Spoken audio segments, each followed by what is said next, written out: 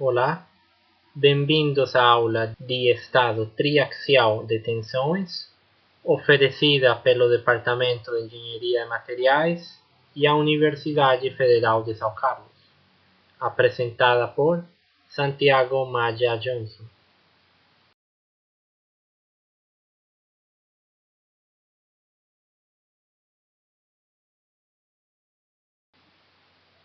Desde o começo do curso, nós desenvolvimos equações que nos permitiam calcular as tensões para certo tipo de aplicações de cargas ou de situações, como por exemplo carga uniaxial, ou eixos à torção, vigas à flexão pura. Em todas estas situações, nós conseguimos simplificar e mostramos que uma situação da vida real de 3 dimensões podia ser simplificada a uma situação no plano ou de 2 dimensões para facilitar nossa análise. Não só nessas situações, mas também em muitas outras, pode ser simplificado para 2 dimensões, o estado de tensões, como placas finas, cilindros a pressão. Muitas situações podem ser simplificadas de 3 dimensões na vida real para 2 dimensões no plano, o que facilita nossa análise. Mas tem outras situações onde é impossível fazer esta simplificação. Alguns exemplos acontecem com a deformação plástica de materiais, porque quando nós deformamos um material plasticamente, no caso de compressão triaxial, forja, extrusão ou trefilação, são aplicadas forças em todas as direções, assim que teríamos tensões atuando em todas as direções. É impossível simplificar este tipo de fenômeno de 3 dimensões para um em 2 dimensões.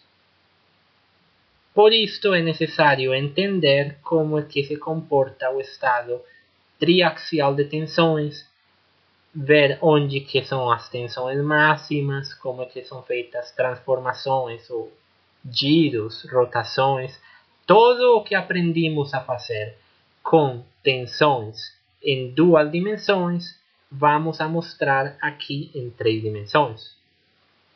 A parte tridimensional, ela é analisada com matrizes, vetores e muita álgebra linear. Vocês não precisam se preocupar por não entender toda essa parte de álgebra. E tudo isso é muita coisa matemática que não é o propósito do curso de mecânica dos sólidos. Muitas demonstrações, não entraremos em detalhe, não explicaremos algumas coisas matemáticas ou de matrizes. A única coisa que nos interessa é a aplicação e o resultado final. E além de tudo isso, antes de começar, mesmo que você não tenha que trabalhar com estas situações de fenômenos onde tem tensões nas 3 dimensões, existe uma coisa muito importante. E antes de começar, você tem que ter isto em claro.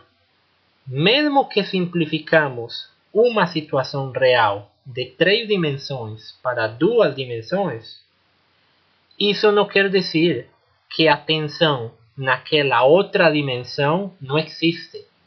O fato de que ela seja zero não quer dizer que ela não existe. Ela está ali, mas quando ela é zero, ela tem umas implicações muito importantes que veremos no final do vídeo.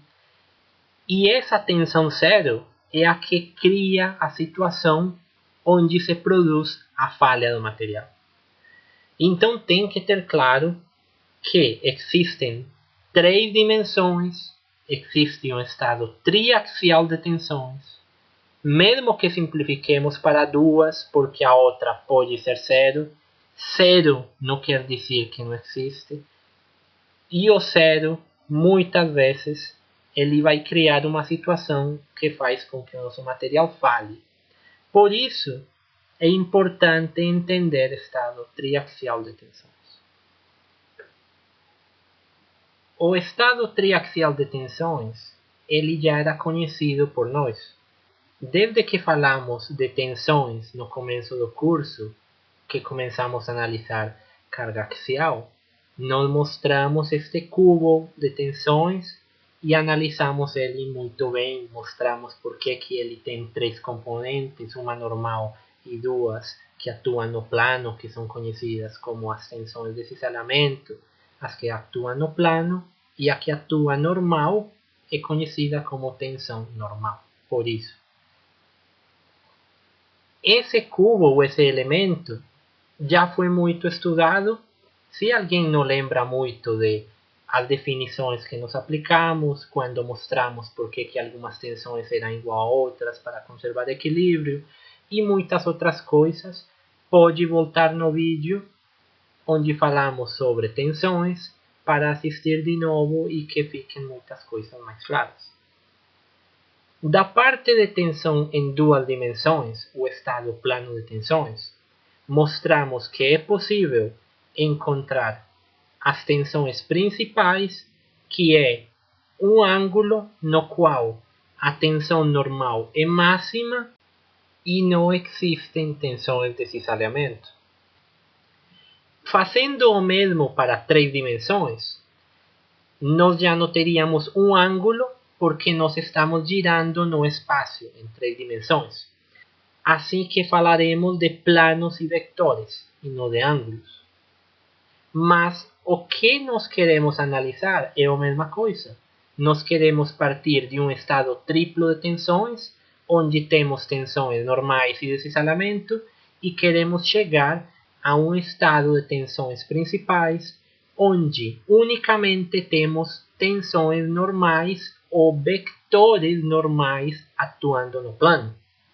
Desde o ponto de vista matemático, já isto tem uma solução dada e não é aplicável unicamente à mecânica dos sólidos, mas sim também a outras áreas de conhecimento. A solução deste problema, que é pegar uma matriz quadrada e encontrar as soluções que fazem com que esses vectores tangentes sejam zero e unicamente tenhamos vector normal ao plano, é conhecida como a determinação dos autovalores ou Eigenvalues do alemão. Não entraremos muito em detalhe de tudo isto.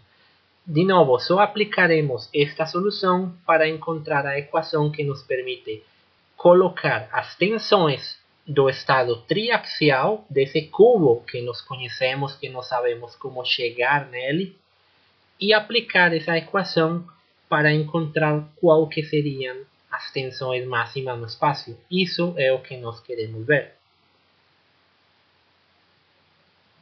Igual que mostramos quando analisamos tensões pela primeira vez, fazemos análises de que todo tipo de forças aplicado num corpo, ele pode ser representado por um estado triaxial de tensões em um ponto qualquer um no interior do material. Para isto, nós fazemos cortes e quando fazemos um corte aparece uma força que agora nós chamaremos de vector. Esse vector T será um vector de tração ou vector de tensões, como vocês quisessem chamar. Esse vector T, ele está no espaço, assim que ele pode ser decomposto em três vectores, cada um com respeito a um eixo cartesiano coordenado. Seja que uma componente dele é um eixo normal ao plano do corte, e por isso é que nós chamamos que é uma componente normal. Óbvio, esta será a tensão normal sigma que nós conhecemos, e as duas outras componentes, elas atuam no plano, que seriam as tensões de cisalhamento. Isto é a mesma coisa que nós já tínhamos definido quando falamos tensões. Como nós vamos analisar esse vector de tração usando a álgebra matricial e tudo isso? Nós temos que expressar ele como um vector. Para isso, usaremos os vetores bases E, sendo E1, E2 e E3 cada um dos vetores associados a um sistema de coordenadas cartesianas e ele poderia ser expressado como a soma desses três vetores. Cada um das componentes desse vetor de tração ela é indicada como sigma ij, onde o primeiro suscrito indica a direção normal e o segundo indica a direção do componente no plano. Ou seja, sigma 31 é a componente ao plano 3 que atua na direção 1. Sigma 33 é a componente no plano 3 que atua na direção 3. E assim por diante. Obviamente, se fazemos mais cortes em nosso corpo, aparecerão mais planos, e se cortarmos todo o corpo até chegar num cubo, teríamos um vetor de tração em cada uma das faces desse cubo. Por equilíbrio, a face oposta teria que ter componentes iguais. Isso já foi mostrado na parte de tensões, quando mostramos o equilíbrio estático das tensões. Assim que só nos focaremos em três tensões, porque as outras faces do cubo, as outras três, elas serão iguais. Cada um desses vetores, como já falamos, ele tem três componentes. Se temos três vetores com três componentes, teríamos 9 componentes. Assim que o estado triaxial ele é definido por 9 componentes. Teríamos uma matriz de 3 por 3. O estado triaxial de tensões para um ponto pode ser definido pelos vetores de tensão TE1, TE2 e TE3, que seriam os vetores no plano E1, E2 e E3. Já falamos que isso daria como resultado uma matriz de 3 por 3. Outra forma de expressar isto seria pela notação de índice, que também é muito usada quando trabalhamos esta parte matricial. E ele ficaria expresso assim embaixo. Esta notação daqui embaixo é a mesma coisa do que a que está em cima. Mas para fazer todas as nossas análises, nós usaremos esta daqui que fica embaixo. As 9 componentes do estado triaxial de tensões, sigma e j, são componentes de um tensor cartesiano de segunda ordem chamado tensor de tensão de Cauchy. É assim que é chamado a esta matriz que ela expressa o estado triaxial de tensões. Esse tensor de Cauchy ele é importante porque existem umas certas leis que já foram provadas que nos permitirão usar algumas equações para chegar a certos resultados. Uma dessas, por exemplo, é a segunda lei de movimento de Cauchy. Ela mostra que para todo sigma ij é igual a sigma ji, como se fosse um espelho. Lembrem que nós já tínhamos mostrado na aula de tensões que por equilíbrio de momentos, as tensões de cisalhamento tau xy, ela precisava ser igual a tau yx, que é exatamente a mesma coisa definida pela segunda lei de movimento de Cauchy.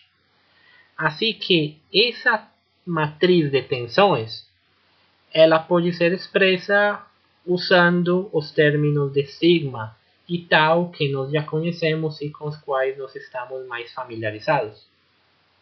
Uma coisa que você pode perceber é que a matriz de Cauchy ela é uma matriz que ela sempre é simétrica.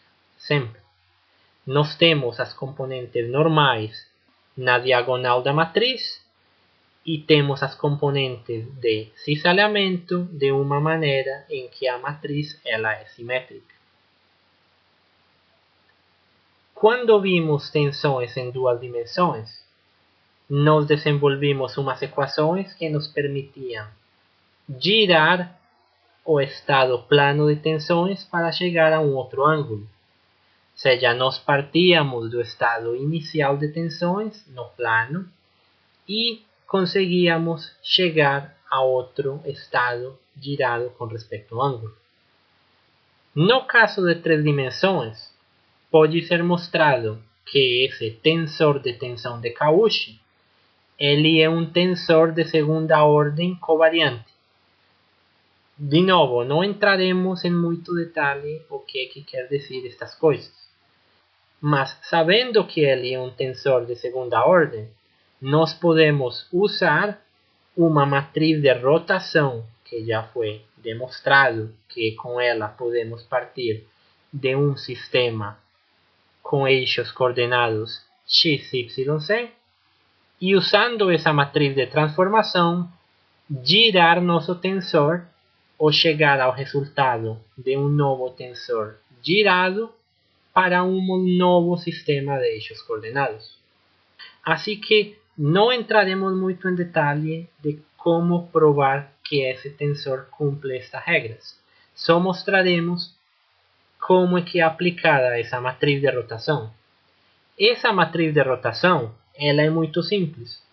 Ela é construída com o cosseno inverso do ângulo entre o eixo original e o novo eixo depois de ser girado.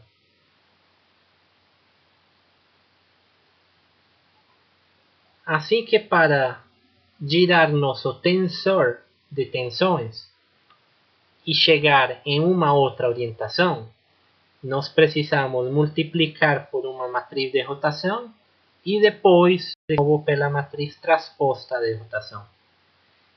Geralmente nós conhecemos o estado inicial e queremos chegar ao estado que está girado. Assim que a equação mais usada é esta daqui embaixo. As duas mostram como você pode girar ou rotacionar uma matriz para chegar no estado rotacionado. O importante aqui é ver como é que é construída essa matriz de rotação. Como falei, os valores dela são o cosseno do ângulo entre o eixo original e depois dele ser girado. Cada um dos componentes será um ângulo de um eixo com respeito a outro. Por exemplo, o cosseno de x1, x2' é o ângulo entre o eixo x e o eixo x2' depois de ser girado. Vocês têm que ver que os eixos coordenados cartesianos, entre os 3 eixos, sempre temos 90 graus. Assim que, inicialmente, o ângulo entre eles sempre será 90 graus e cosseno de 90 graus é 0. E entre o eixo, se ele não fosse girado, o eixo x1 e x1', obviamente terá 0 graus, cosseno de 0 é 1.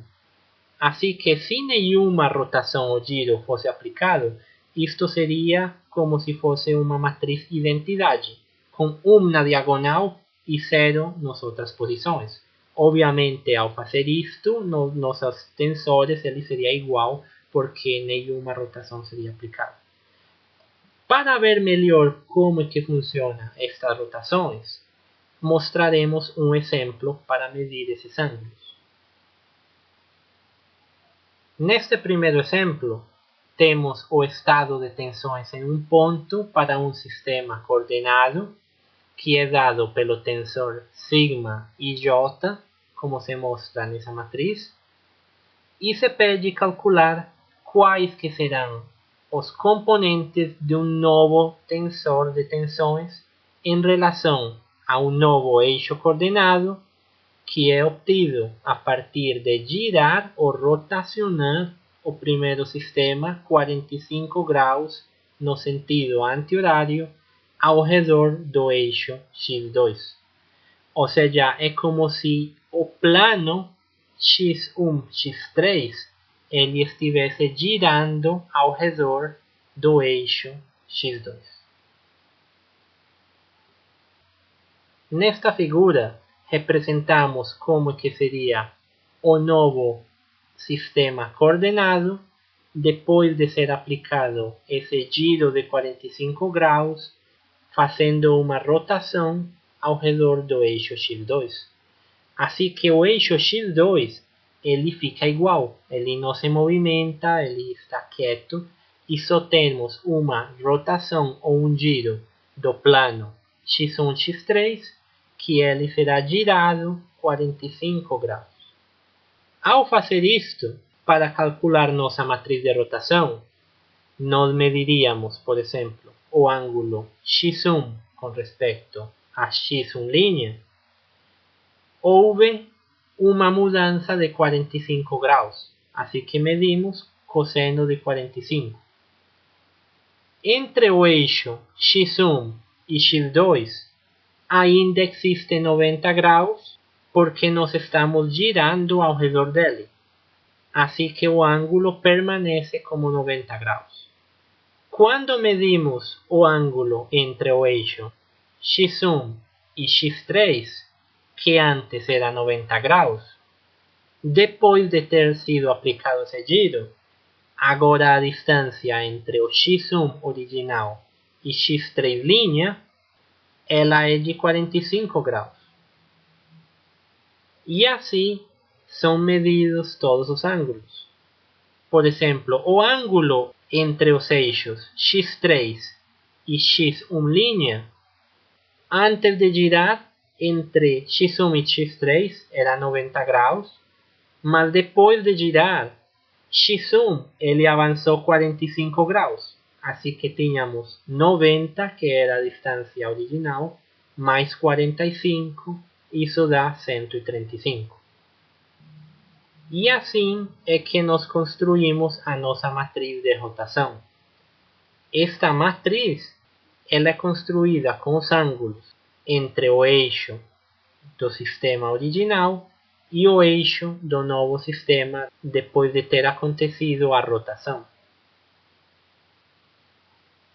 Depois de ser obtida a nossa matriz de rotação, já fica muito simples obter o nosso novo estado triaxial de tensões girado, porque só precisamos fazer esta operação entre matrizes, onde a primeira será a transposta da matriz de rotação, temos o estado original e depois a matriz de rotação. É uma operação matricial simples e o resultado nos dará esse novo estado triaxial de tensões.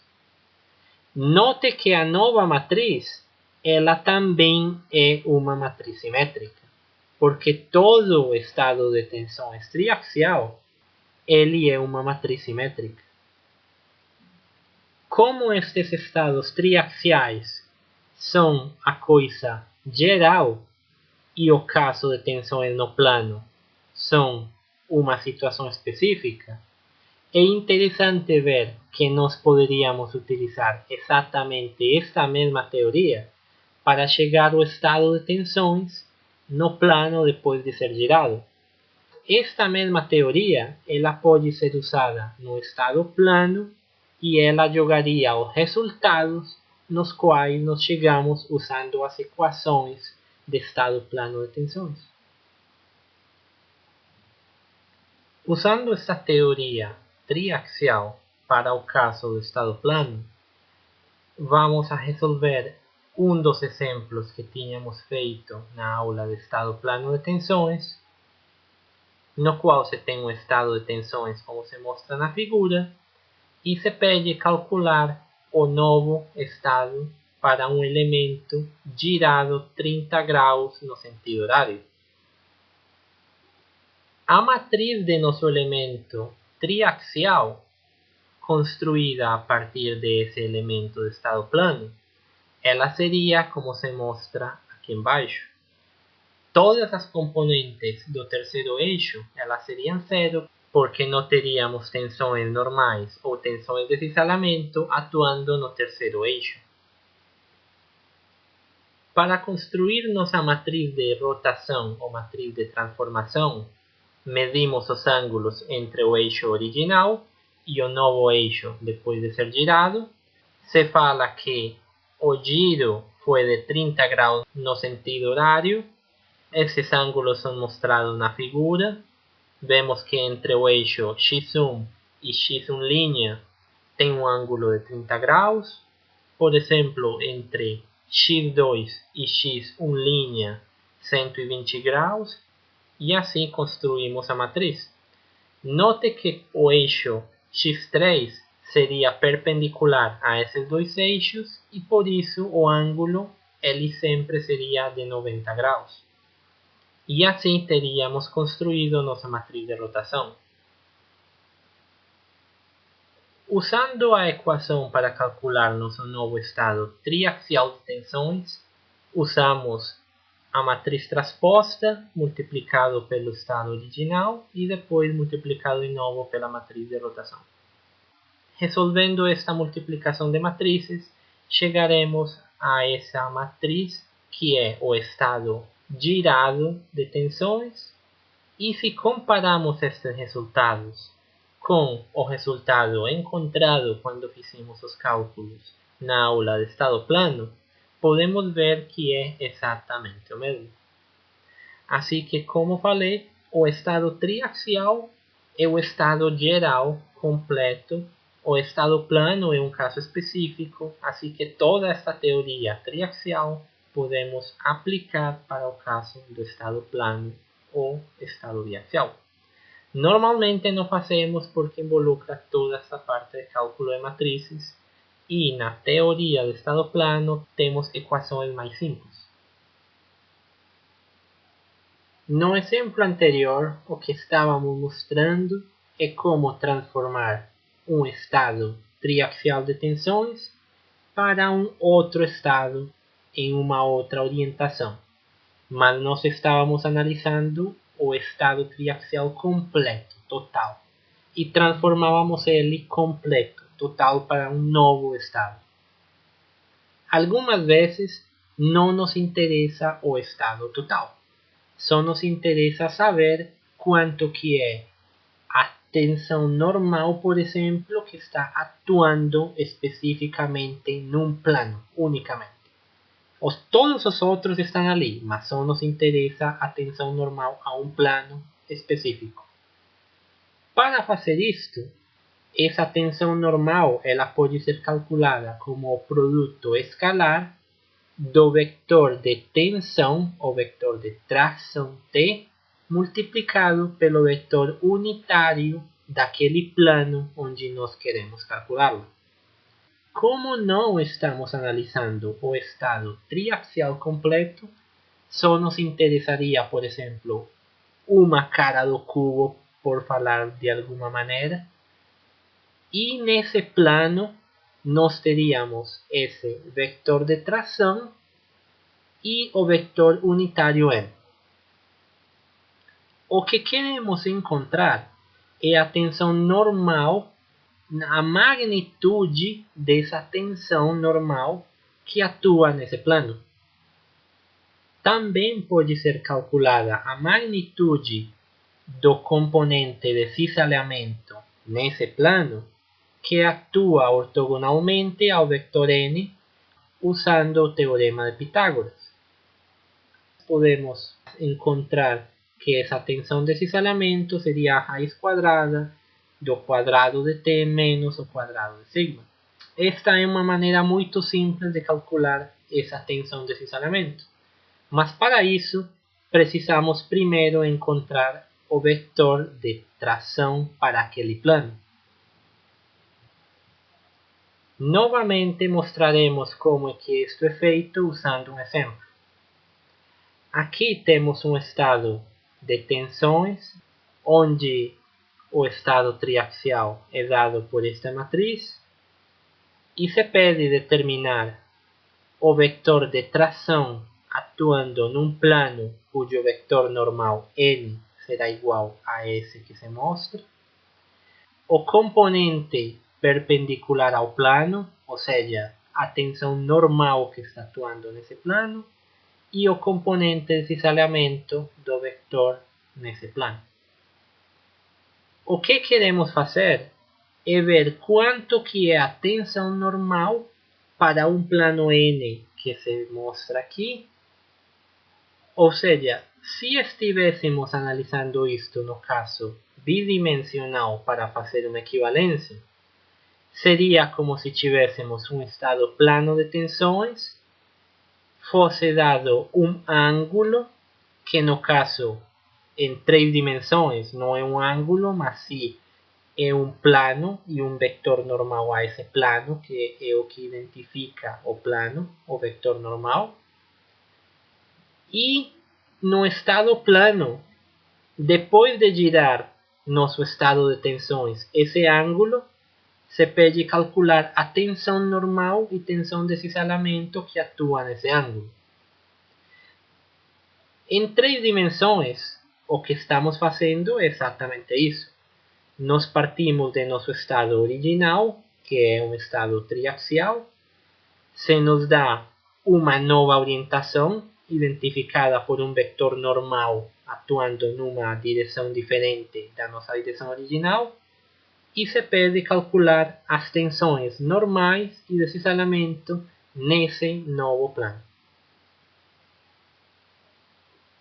Da lei de Cauchy, sabemos que podemos encontrar esse vetor de tração usando a matriz original e multiplicando ela pelo vetor normal ao plano que se nos foi dado no exemplo. Assim que esse tensor atuando naquele plano é simplesmente fazer uma operação matricial de uma matriz de 3×3 multiplicando por esse vetor normal do plano, que seria um vetor coluna. Fazendo esta operação, encontramos com que nosso vetor de tração é igual a menos 2/3, 3 e menos 1. O componente normal ao plano ele pode ser calculado usando esta equação, onde a tensão normal a um plano n será igual a sigma ij multiplicado por ni nj.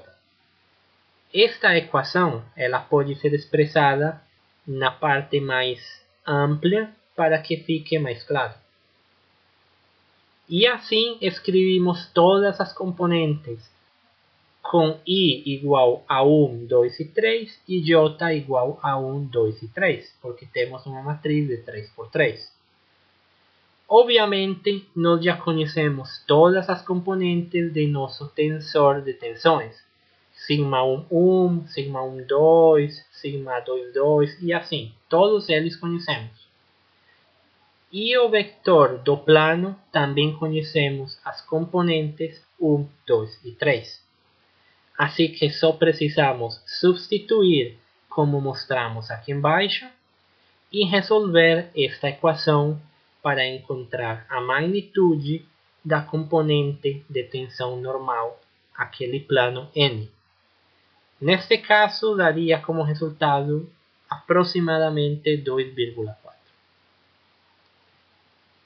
Para calcular o cisalhamento, como falamos, usaremos Pitágoras e por isto é que precisamos calcular primeiro o vetor de tração e a componente normal. Conhecendo eles dois, agora sim podemos calcular o cisalhamento.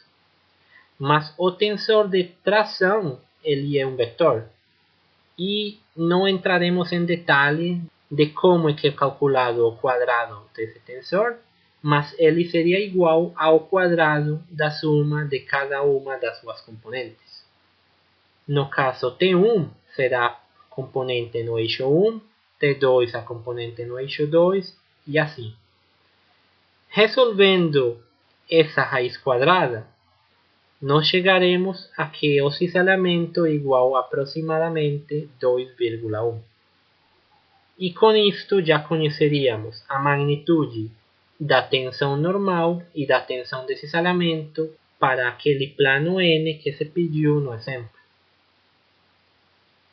Observem que conhecendo as equações e sabendo como é que precisamos substituir elas, trabalhar no estado triaxial com matrizes 3x3 não é muito complexo. De novo, não se preocupe se você não está entendendo muito toda esta parte matricial ou de álgebra, ou por que passamos de uma equação a outra.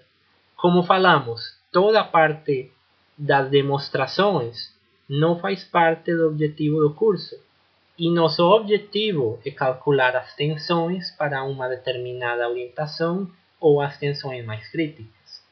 Assim que, por enquanto, o importante é entender como é que são aplicadas estas equações. No exemplo anterior, vimos como calcular a tensão normal e tensão de cisalhamento para um certo plano N a partir de nosso estado triaxial de tensões original. Ou seja, nós começamos com o estado triaxial de tensões e queremos calcular para um certo plano, ou seja, para uma outra orientação no espaço 3D. Nesse plano, temos um vetor normal que nos consegue orientar esse plano e calculamos as tensões normais e de cisalhamento para essa outra orientação. Ou seja, estamos calculando as tensões numa outra orientação específica.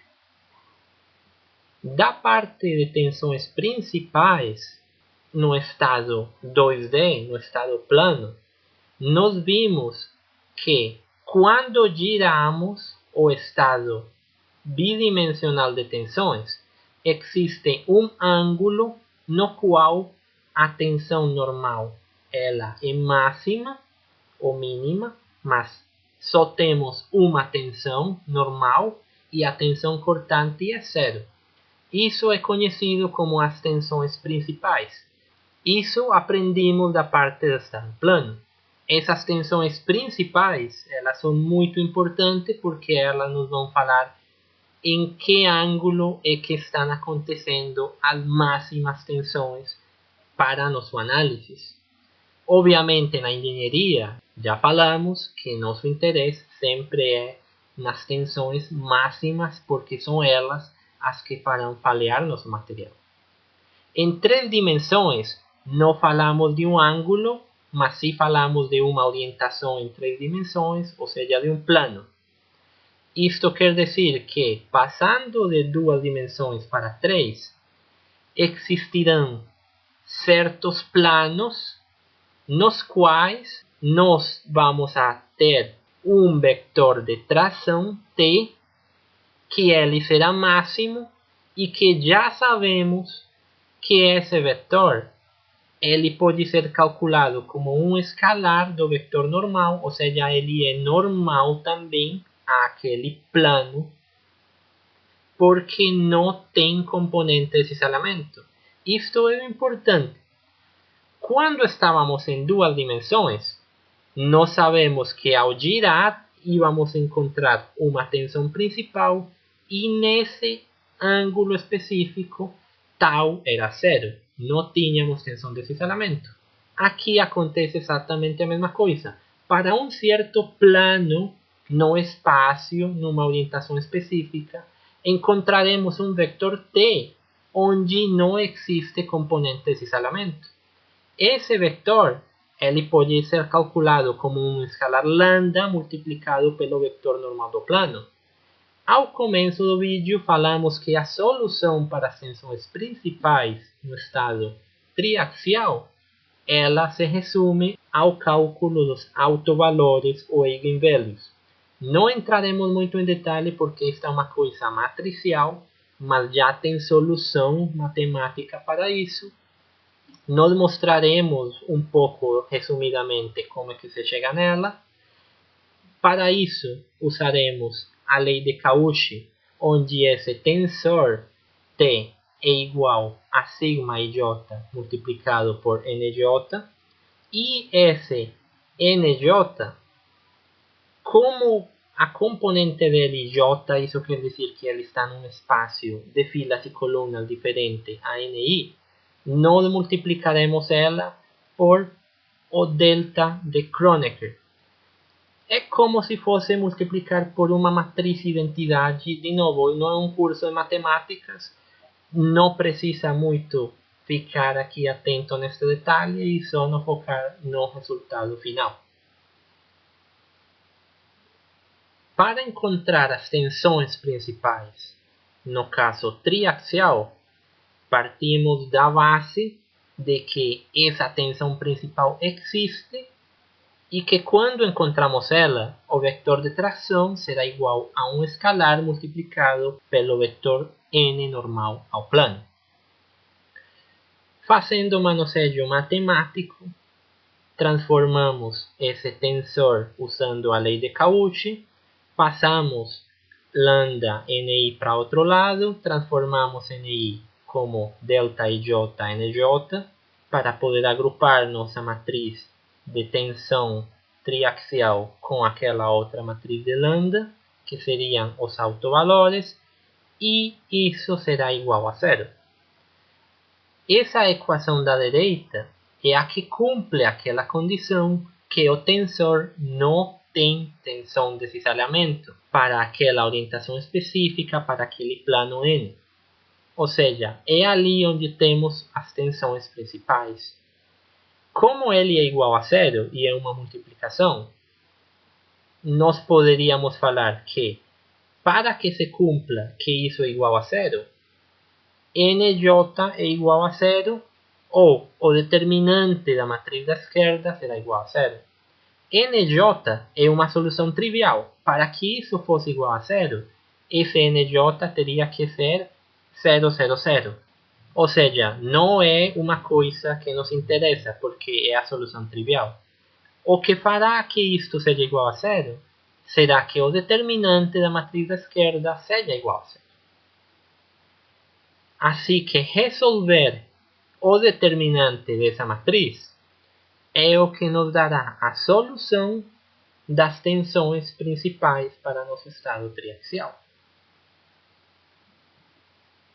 O determinante dessa matriz, ele nos leva à seguinte equação cúbica, sendo menos lambda ao cubo mais I1 lambda ao quadrado menos I2 lambda mais I3.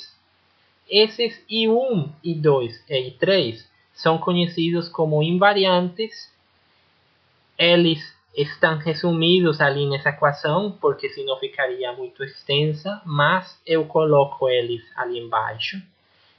Calcular I1, I2 e I3 é simples, só substituindo os valores das tensões sigma e j.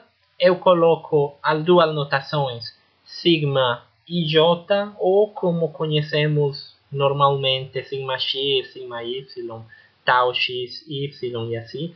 As duas formas em que você quiser olhar pode ser, mas observe que eles três, eles são números, eles são constantes. Assim que esta equação, lambda seria como se fosse a incógnita ou a variável x. Esse determinante igual a zero, ele se soluciona como solucionando uma equação cúbica ou a solução de um polinômio de grau 3. É muito simples chegar na solução deste sistema. Você pode usar software, calculadora, como você quiser. Algumas vezes é mais fácil agrupando os termos, mas o importante de tudo isto é esta equação, porque esta equação ela tem três possíveis soluções, ou seja, existem três valores de lambda que fazem que essa equação seja zero. No estado triaxial, esses três valores de lambda eles são equivalentes a nosso sigma 1, sigma 2 e sigma 3. As três tensões principais, porque nós estamos em um sistema de três eixos.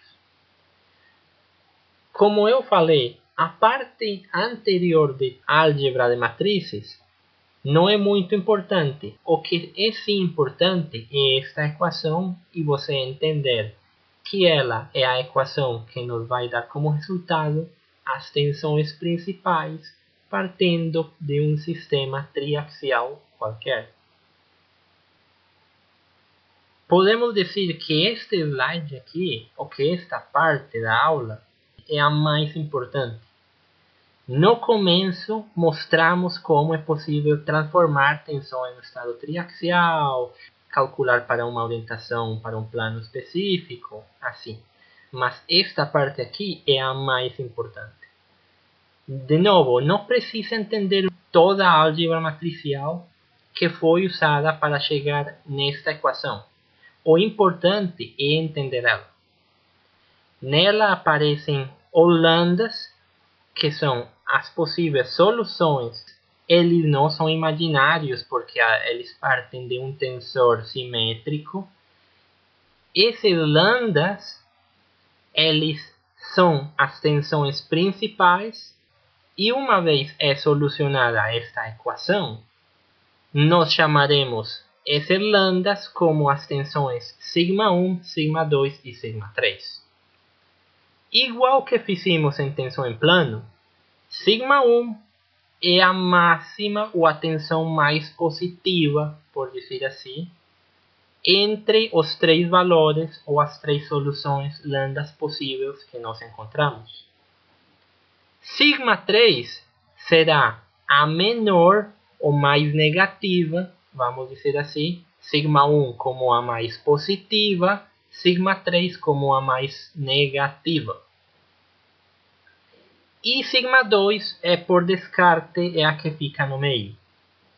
Esta nomenclatura de σ1 como a mais positiva, σ3 como a mais negativa, essa é uma nomenclatura importante porque quando chegamos na parte de critérios de resistência, nós sempre falaremos sobre σ1, σ2 e σ3. Eles precisam estar corretamente identificados. Assim que a aula de tensão triaxial, ela é importante por isto. Pode ser pouco, mas é importante ter tudo isto claro. Para o estado triaxial, você precisa calcular as tensões principais, porque são as tensões mais críticas. Usando esta equação, é possível calcular essas tensões, e para isto, só precisamos solucionar esse sistema cúbico.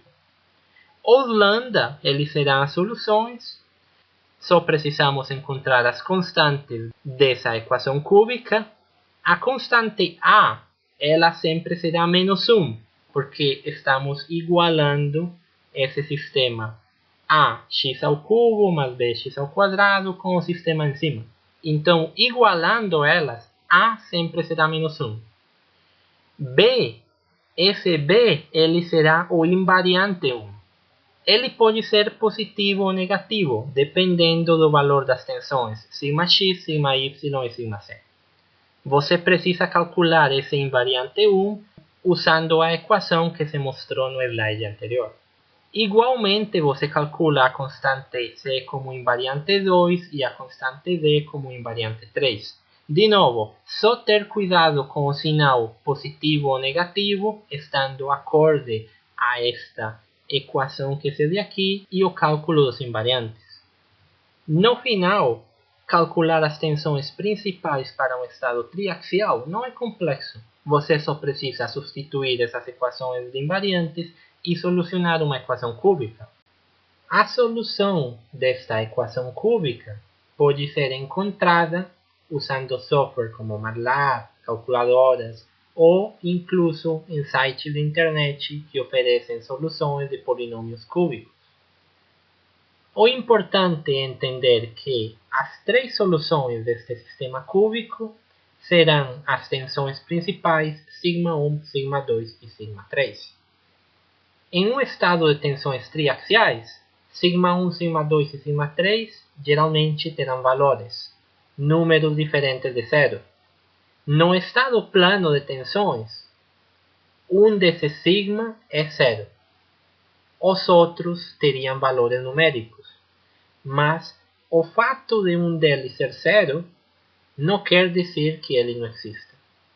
Assim que o estado triaxial ele nos permite ver que existem três tensões principais e não duas, como tínhamos visto na parte do estado plano.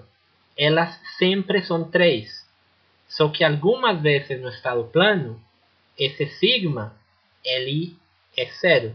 Não necessariamente sigma 3 sempre é 0. Vamos ver na frente que isso depende de cada estado de tensões. Com o polinômio cúbico que mostramos anteriormente, é possível encontrar o valor das 3 principais tensões normais para um estado de tensão triaxial em qualquer ponto. Esse é o centro desta aula, porque calcular essas tensões principais, sigma 1, sigma 2 e sigma 3, é o que mais vamos precisar para a parte seguinte, que é quando vamos a falar dos critérios de resistência dos materiais. Assim que, se por acaso você não entendeu, pode voltar e ouvir de novo os últimos 2 slides. Essas tensões normais, elas são muito importantes porque são as tensões principais normais, mais altas. E na engenharia sempre falamos que as tensões principais são as que falam se nosso material vai suportar ou não. Além das tensões principais, nós já tínhamos falado de tensões máximas de cisalhamento quando vimos estado plano de tensões.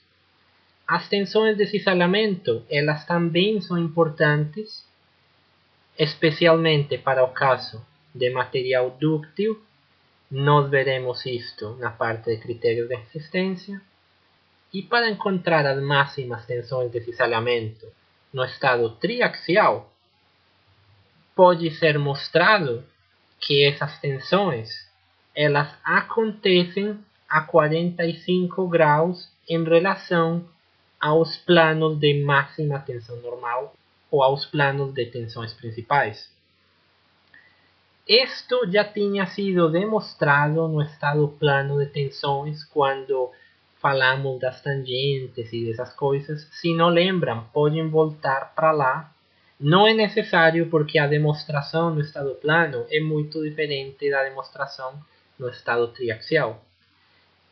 Essa demonstração aqui é um pouco mais complexa que as outras que já mostramos aqui, involucra um pouco mais de álgebra matricial. Não falaremos sobre ela. Unicamente tomaremos como verdade que essa tensão máxima de cisalhamento acontece a 45 graus dos planos das tensões principais. E sabendo isto, também pode-se encontrar que a magnitude dessa tensão de cisalhamento ela é igual à diferença entre as tensões principais. Isto é o mais importante, calcular a magnitude dessa tensão máxima de cisalhamento.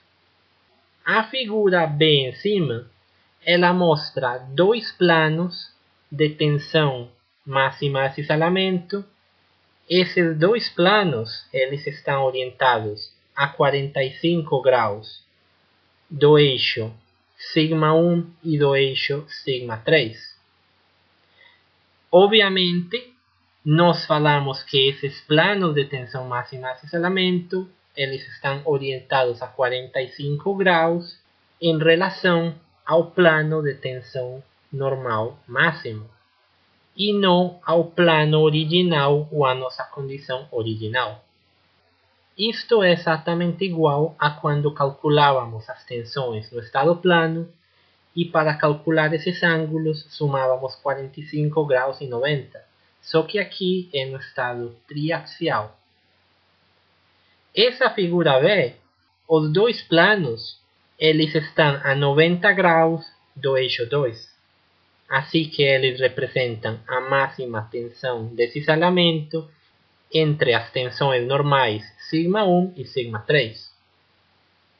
Obviamente existirão tensões de cisalhamento para outras orientações que cumprirão as condições desses planos, onde eles estão a 45 graus, por exemplo, de sigma 1 e sigma 2 e a 90 graus de sigma 3. Em todas essas condições, sempre teremos 2 planos de cisalhamento máximo, um plano positivo e outro, vamos chamar negativo, um mais e um menos, dependendo da orientação. Mas em magnitude, eles 2 são iguais. De novo, no vamos a entrar en toda la demostración para llegar en que esa tensión máxima de cisalamiento es igual a diferencia entre las dos tensiones principales, dividido por 2. Só tomaremos eso como verdad y, como ya anteriormente calculamos esos valores de sigma 1, sigma 2 y sigma 3, que son os lambdas, as soluções dessa equação cúbica que mostramos anteriormente, usando sigma 1, sigma 2 e sigma 3, podemos calcular estas tensões de cisalhamento máximo. Obviamente, é necessário identificar quem que é sigma 1, sendo o lambda mais positivo, sigma 2, o lambda intermedio e sigma 3, o lambda de valores mais negativos. Quando calculamos esses lambdas, são dados 3 valores, e nós temos que chamar cada um deles como sigma 1, sigma 2 e sigma 3, seguindo este critério. Analisando as equações que tínhamos desenvolvido para o caso de tensões no plano, em 2 dimensões, se pegamos a equação para calcular sigma 1 e sigma 2 e manosejamos essas equações, podemos chegar a mostrar que a tensão máxima de cisalhamento para o caso de tensão no plano, ela também se calcula como a diferença entre as duas tensões normais dividido por 2. Esta demonstração é muito simples e não é comparação com o caso de 3 dimensões. Eu só estou mostrando para vocês que sempre se cumpre que essa tensão máxima de cisalhamento é a diferença entre as duas tensões normais dividido por 2. Usando a notação que falamos de sigma 1, sigma 2 e sigma 3, sendo sigma 1 o lambda mais positivo e sigma 3 o lambda mais negativo, é óbvio que a máxima tensão de cisalhamento entre todas as tensões máximas, a maior de todas as tensões de cisalhamento e, portanto, a mais crítica, acontecerá entre sigma 1 e sigma 3, porque entre eles dois é onde acontece a máxima diferença entre as tensões normais. Assim que a máxima de todas as tensões de cisalhamento será tau 1,3, que é igual a sigma 1 menos sigma 3 dividido 2. Igual que a equação cúbica para calcular as tensões principais era muito importante, esta equação daqui, uma equação simples, também é uma das coisas mais importantes que veremos nesta aula e que precisa ser bem entendida. Ela é importante porque quando entremos na parte de critério de resistência, veremos que os materiais dúcteis eles falham por cisalhamento. Assim que esta equação é a que nos vai permitir encontrar qual que é a máxima tensão de cisalhamento para saber se nossos materiais dúcteis eles vão falhar ou não, se eles vão suportar a carga que é aplicada ou não. Esta é a equação para ter critérios de design de peças e assim, entre outras coisas. O mais importante é que aqui aparece sigma 3. E por isso é que é necessário toda esta aula de estado triaxial de tensões. No estado plano, nós acabamos de mostrar que existe uma tensão no plano que é sigma 1 menos sigma 2. Só que, em alguns exemplos, no estado plano, esse sigma 1 e sigma 2, os dois serão positivos. Por exemplo, sigma 1, 50 megapascal. Sigma 2, 30 megapascal. A diferença entre eles dois é 20 megapascal. Dividido por 2, 10. Mas isso não quer dizer que sigma 3 não exista. Isso quer dizer que sigma 3 é 0. Se sigma 1 era 50 e sigma 3 é 0, nessa situação que eu acabo de falar, a tensão máxima de cisalhamento será 50 menos 0 dividido 2 igual 25. 25 megapascal é uma tensão de cisalhamento 2,5 vezes ou 250% vezes maior que aquela outra. Por isso é que esta equação é tão importante. Isto que eu acabei de falar, vamos repetir depois e mostrar com a ajuda do diagrama de Moore em 3 dimensões para que fique mais claro. Mas estas duas coisas que acabamos de ver, isto junto com a equação cúbica para calcular as tensões principais, são o eixo principal desta aula de estado triaxial. Por isso que eu demoro tanto para falar sobre isto. As outras coisas, elas foram explicadas caso alguém em algum momento precise ou se encontre num caso de estado de tensões triaxiais. A maioria das vezes podemos simplificar para um estado plano, mas mesmo assim no estado plano temos este σ3 e o fato de ele ser zero é muito importante, como acabei de simplificar. Ele sendo zero pode criar tensões de cisalhamento máximas maior que as tensões que analisamos no plano. Obviamente essas tensões de cisalhamento elas também estão associadas a uma tensão normal que pode ser calculada como σ1 mais σ3 dividido 2. Normalmente esta tensão normal não é usada muito, mas ela está ali. O mais importante para critérios de design são o σ1, σ2 ou σ3 e o valor destas tensões máximas de cisalhamento. Para graficar o círculo de Moore no estado triaxial de tensões, precisamos usar as projeções dos planos das tensões principais.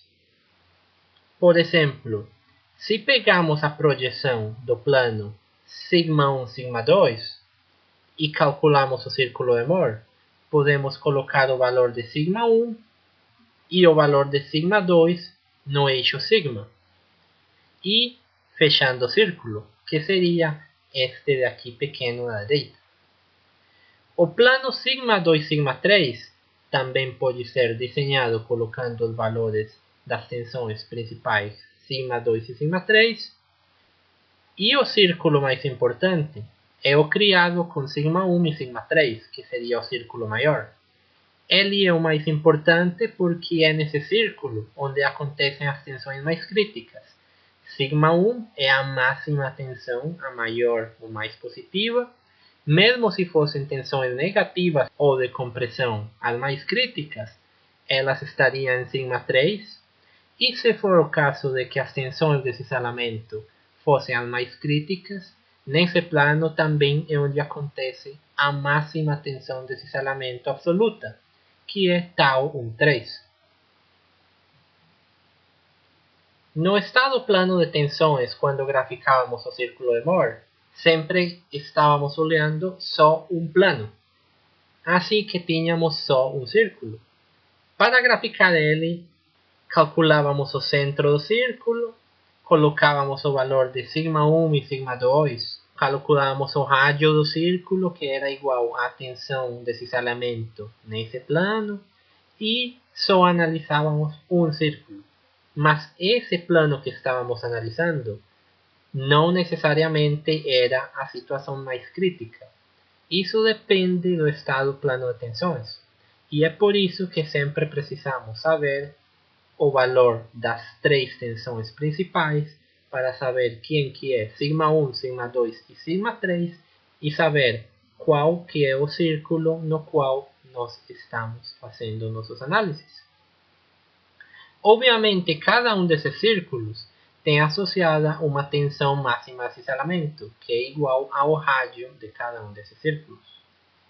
A parte mais escura ou sombreada que acontece entre o círculo maior e os 2 círculos menores que ficam no interior, elas representam qualquer estado de tensões para qualquer orientação no espaço tridimensional. Ou seja, quando analisávamos um círculo unicamente no estado plano, nós girávamos na borda desse círculo.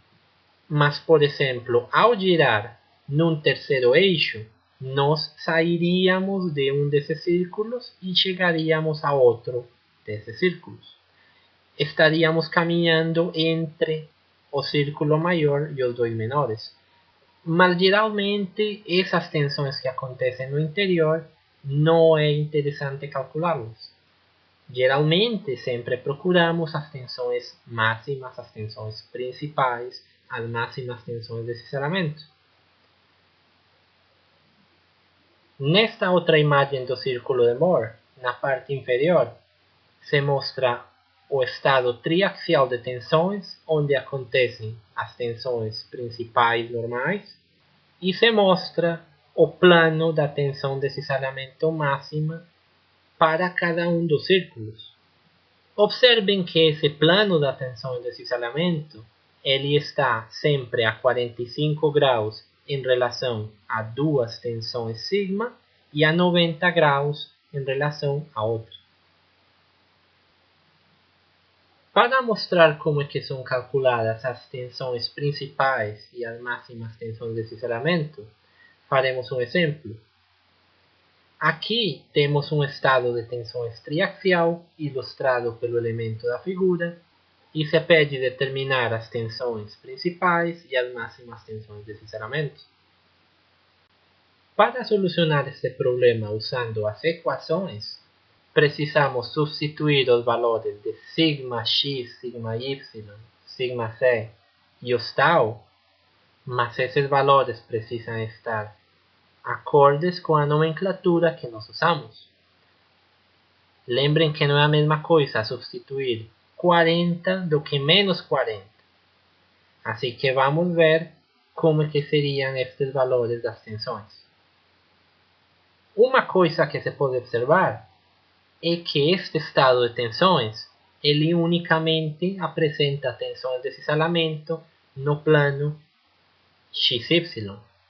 Não existem tensões de cisalhamento em qualquer um dos outros planos. Isso nos indica que no eixo C, essa tensão de 100 MPa ela já é uma das tensões principais sigma. Por quê? Porque só temos tensão normal. Não temos nenhum outro tipo de tensão de cisalhamento atuando nesse plano C. Assim que essa tensão de 100 MPa ela já é uma das tensões principais. Mas a solução de nossa equação ela nos deveria dar esse resultado. Por enquanto, vamos analisar as tensões no plano XY. Nós teríamos que sigma x é positivo de 20 MPa, sigma y ele atua negativo, menos 40 MPa, a tensão de cisalhamento ela está oposta à nomenclatura que nós usamos, está indo na direção apontando hacia baixo, assim que é menos 40 MPa, e a tensão no eixo C, sigma C, de 100 MPa, ela está alongando, ela está na mesma orientação que o eixo C, assim que ela também será positiva de 100 MPa. Como que vamos fazer para encontrar as tensões principais usando nossa equação cúbica? É só, entre aspas, substituir os valores desses sigmas e tal. Eles precisam estar corretamente identificados para conseguir substituir nas equações dos invariantes e chegar na resposta correta. Uma vez identificamos os valores e o sinal das nossas tensões no estado original, podemos construir a matriz sigma original e podemos substituir os valores de sigma e tau nas equações dos invariantes I1, I2 e I3. Resolvendo cada um desses, encontramos que o invariante 1 é igual a 80, o invariante 2 é igual a menos 4.400 e o invariante 3 é igual a menos 240.000. Esses valores são as constantes que colocaremos em nossa equação cúbica de lambda para encontrar os valores das tensões principais. Substituímos os valores desses invariantes que encontramos em nossa equação cúbica, tendo muito cuidado com o sinal para não cometer algum erro. Olhem que, por exemplo, no invariante 2 nós temos menos I2 só que I2 ele já é negativo, assim que isso ficaria como mais 4.400. E solucionamos com a ajuda de um software essa equação cúbica para encontrar os valores de lambdas que cumprem com a solução de nossa equação. A resposta entregada pelo software é lambda 1 igual a 100, lambda 2 igual a menos 60 e lambda 3 igual a 40. Observando esta resposta, vemos que efetivamente 100 megapascal ele já era uma das tensões principais. Mas é importante ver que dependendo de onde que nós procuramos essas três possíveis respostas, a ordem desses lambdas ele pode ser mudada. O software que nós usamos, a calculadora, ele nos entrega os valores de lambda de maneira quase que aleatória, por falar assim. Nós precisamos pegar esse lambda e colocar na ordem que falamos, sendo as tensões principais σ1, o lambda maior, o mais positivo de todos é 100 megapascal. σ3 é o lambda mais negativo, o menor de todos, ou seja, menos 60. E o σ2 é o que fica no meio. Uma vez arrumamos estas tensões principais, já conhecemos elas e podemos calcular as tensões de cisalhamento máximo. A mais interessante seria a tensão mais crítica, que é a tensão de cisalhamento máxima absoluta, que é tau 1,3 igual a σ1 menos σ3 dividido 2. Essa tensão máxima de cisalhamento absoluta será de 80 megapascal. Com isto já teríamos a solução desse exemplo e já conheceríamos as tensões principais e a máxima tensão de cisalhamento. Este exemplo ele também pode ser solucionado com a ajuda do círculo de Mohr. Mas aqui, antes de começar, é necessário fazer uma aclaração. Nós faremos a solução usando o círculo de Mohr, mas unicamente porque este estado de tensão triaxial ele já tem uma das tensões principais, que é σc igual a 100 megapascal. Em um estado de tensões mais genérico, onde tivesse tensões de cisalhamento em todos os planos, eu não recomendo fazer este método porque é muito complexo e você não consegue ver onde que você está se movimentando. Porque você poderia estar em qualquer uma das regiões da sombra e não necessariamente na borda de um dos círculos. Quando tem várias tensões de cisalhamento atuando em vários planos, nesse caso, o melhor é usar as equações para encontrar estas tensões principais. Aqui, principalmente, o que vamos fazer é que, como já conhecemos uma das tensões principais, usaremos o outro plano para construir um círculo que é o único que falta e encontrar qual que seria uma das outras tensões, e já com isso poderíamos encontrar os outros dois círculos. Mas, de novo, quando tem mais tensões de cisalhamento, isto aqui é muito mais complexo e eu não recomendo fazer pelo círculo de Mohr. Para começar com a solução usando o círculo de Mohr, o primeiro que fazemos é transformar o estado de tensões no plano XY e encontrar as tensões principais que atuam neste elemento. Para encontrar isto, fazemos da maneira usual que já explicamos na parte de estado plano de tensões. Calculamos nosso sigma meios, que será o centro do círculo, ele é igual a menos 10 megapascal, e calculamos o rádio do círculo. Nosso ponto inicial, ou nosso ponto A, ele ficará em sigma igual a 20 e em tau igual a menos 40. Mas este ponto inicial ele não é muito interessante, O que mais nos interessa é calcular as tensões principais neste plano e só com o centro do círculo e o rádio do círculo nós já conseguimos fazer isso. Depois de ter desenhado nosso primeiro círculo, que tem centro em menos 10 e rádio de 50, é fácil de observar que uma das tensões principais será igual a 40 MPa e a outra igual a menos 60 MPa. Com isto teríamos duas das tensões principais. A outra tensão é igual a 100 MPa positivo. Ela é igual à tensão C e já sabíamos ela desde o começo quando analisamos o elemento tridimensional, porque não tem nenhuma tensão de cisalhamento atuando nesse ponto. Com esses 3 pontos, já podemos desenhar nossos outros 2 círculos de Mohr. Depois de ter desenhado nossos outros 2 círculos, fica muito fácil observar as tensões principais.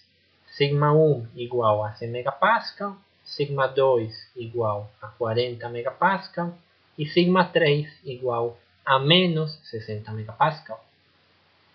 Também a tensão de cisalhamento máxima absoluta é a tensão no círculo maior. Ela se calcula facilmente como o rádio daquele círculo maior, que é igual a 80 MPa, e a tensão normal associada naquela tensão é igual a 20 MPa. Mas, de novo, essa tensão normal dificilmente nós usaremos para alguma outra coisa, porque quando analisamos os critérios de resistência de material frágil, nós usamos as tensões normais Sigma1, Sigma2 e Sigma3. E quando analisamos os materiais dúcteis, nós analisamos as tensões de cisalhamento. E para isso, geralmente usamos a tensão de cisalhamento Tau 1,3 de 80 MPa e não analisamos a tensão normal associada nela. Sempre olhamos os valores mais críticos. Esta representação do estado triaxial de tensões no círculo de Mohr, onde aparecem 3 círculos, ela é muito boa para identificar todo o que está acontecendo em nosso material. Antigamente, nós só olhávamos um círculo e nós podíamos perder muita informação que é muito valiosa e que em algumas ocasiões nós podíamos estar esquecendo do ponto mais crítico porque só estávamos observando um dos circulinhos que fica no interior dos círculos menores. É por isto que nós chegamos a estudar o estado triaxial de tensões, para ver que não necessariamente em um plano é onde acontecem as tensões máximas.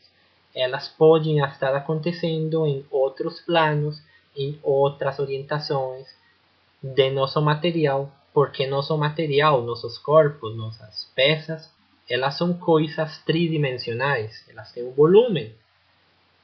Quando analisamos um plano, algumas vezes as tensões mais críticas podem estar acontecendo em outros lados que não estamos enxergando só porque analisamos esse plano. Para finalizar esta aula de estado triaxial, eu quero lembrar de várias coisas importantes. A primeira é que precisamos calcular as tensões em 3 dimensões, Sigma1, Sigma2 e Sigma3. Para encontrar elas, usamos aquela equação cúbica. Sempre chamamos nossa tensão Sigma1 como a mais positiva e Sigma3 como a mais negativa. Usando essas tensões principais, nós encontramos a tensão de cisalhamento absoluta. Essa é nossa Tau 1,3. Ela é calculada como Sigma1 menos Sigma3 dividido 2. Ela é a tensão de cisalhamento mais crítica. E é ela a que vamos usar quando nós cheguemos na parte de critério de resistência em material dúctil. Toda esta aula foi principalmente para encontrar estas duas coisas, as tensões principais e a máxima tensão de cisalhamento absoluta. Agora, como a maioria das vezes nós estamos acostumados a trabalhar no estado plano de tensões, porque simplificamos os problemas da vida real a um estado plano ou a uma coisa de duas dimensões, nós teríamos três casos particulares. Todo estado plano de tensões ele pode ser caracterizado por um desses três estados particulares. O primeiro é quando nós partimos de duas tensões, σ1 e σ2, como positivas. Nesse caso, nós teríamos um círculo preto, como aquele que se mostra ali, é o círculo de Moore que nós criaríamos para um estado plano ou para uma situação específica no estado plano. Mas lembrem que sempre existe um σ3. Se nossa simplificação do sistema nos fala que σ1 é positivo e σ2 também é positivo, isso quer dizer que obrigatoriamente o σ3 ele é igual a zero. Se nosso σ3 é igual a zero, nós desenhamos outros dois círculos de Moore e olhem que a situação mais crítica para esse caso é σ1 menos σ3. A tensão máxima de cisalhamento absoluta acontecerá no plano σ1 e σ3, que no estado plano nós não estávamos considerando. Assim que por isto é que eu falei no começo do vídeo que o fato de σ3 ser zero, que não tenhamos forças atuando na direção C, não quer dizer que ele não existe. Ele existe e ele é muito importante. Este é um exemplo desse caso. O σ3, ele sendo zero, ele criaria um plano de cisalhamento numa orientação entre o plano XC, por exemplo, que daria como resultado a máxima tensão de cisalhamento e nosso material falharia naquela orientação, mesmo que não é a orientação onde nós estávamos analisando o problema. Este é o primeiro caso particular que nós analisaremos. Nós partimos dele do estado plano de tensões, onde calculamos duas tensões e as duas serão positivas. Como as duas serão positivas, obviamente a outra terceira tensão que nós estávamos analisando era zero e σ3 seria zero porque as outras duas eram positivas. Nosso segundo caso que poderíamos estar analisando em estado plano ou em duas dimensões é quando calculamos as tensões principais no estado plano e as duas são negativas.